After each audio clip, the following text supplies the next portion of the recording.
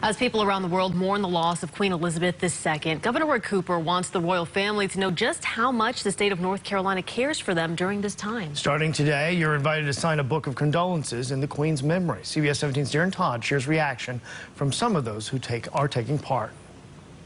I think it's kind of cool.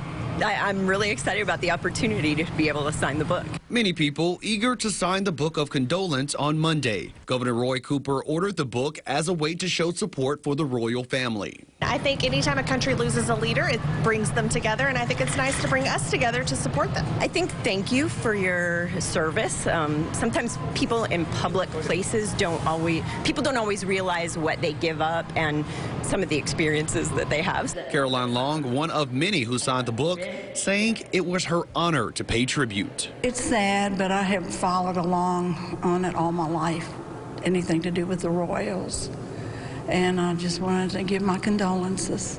The book rests on a small table at the foot of the George Washington statue inside of the state capitol, along with a memorial wreath donated by the Daughters of the British Empire in North Carolina.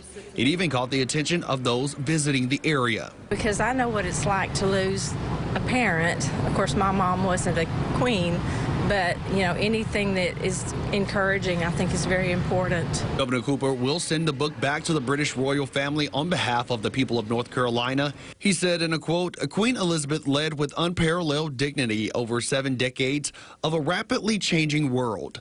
North Carolina is proud of our close relationship with the people of Great Britain, and we mourn the loss of an extraordinary leader." The book will be available for signing until Saturday, September the 17th, and Governor Cooper will also order all flags at state facilities to be lowered to half staff in honor of remembrance of Queen Elizabeth II.